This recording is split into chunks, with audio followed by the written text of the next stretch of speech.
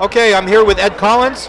Ed is one of the two candidates that came out of a preliminary election for the Ward 5 City Council race in the city of Springfield. Ed, congratulations. Thank you so much, Mike. So, I know a little bit about your stance because you participated in the Focus Springfield debate that we had for this position. But now, of course, everyone's going to be a little bit more laser focused on you and LeVar Click Bruce.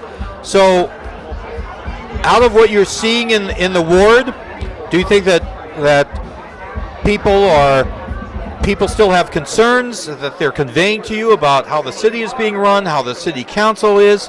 Are you hearing things from voters? Sure, and I put those things into two categories. One is the sort of bricks and mortar type category, the issues around road conditions and snow plowing, which I've talked about before. And then there is general concern, and there's some divided opinion around the ward, like there is around the rest of the city, about how things go generally on the city council and the sense of rancor that can crop up there from time to time, and the relationship between the council and the mayor. And those are all concerns of mine as well. As I've said privately and publicly, I'm not running as the anti-Sarno candidate. I'm not running as his enemy, but I'm not going to be a rubber stamp either. But there are some things that have happened that I have had some serious disagreements around. I've mentioned some of them in the debate that I think should have been done quite differently. Probably the biggest one is the whole issue around the creation of the police commission.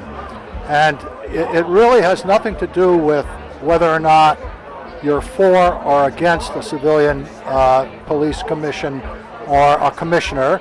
What it has to do with is the politics of how a duly organized and passed city body was not implemented by Mayor Sarno. I think he was wrong, and I am committed to trying to find a way, and hopefully this will never have to be put into effect, but to find a way that if there ever again were such a circumstance where something that was properly put in place by a vote of the city council was simply not implemented by the mayor, and the city council was really incapable of challenging that decision, because the city solicitor, of course, must represent the mayor, and the city council has no access to funds to get before a court of law to determine an issue that can only be determined in a court of law.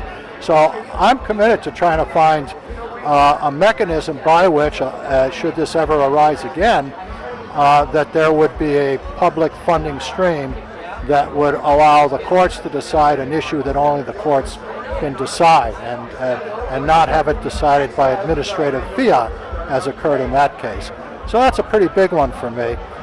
It's one of the major differences that I have with the administration, and it's only an issue in this city council race to the extent that whether or not which of us is most committed to standing up for principle like that in a case like that. And I think that's me.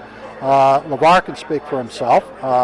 He may feel the same, but he hasn't said so far. So. Okay, so clearly you got a pretty good handle on some of the issues that are confronting the city council right now. If you're elected, is there a particular committee that you'd like to serve on? I haven't really thought about that too much, although my background, as you know, Mike, is really in two areas, one of which has nothing to do with the city council, higher education, having put 15 years in as in leadership positions with two public colleges. And the other is in utility infrastructure. So being involved in what happens around those types of issues is something that's important to me.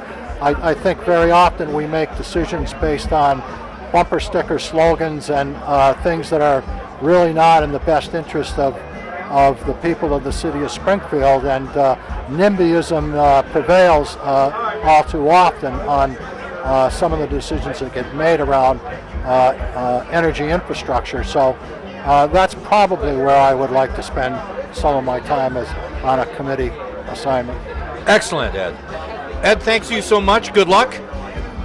Thanks for dropping by. And We thanks for appreciate the it. opportunity, Mike. My pleasure.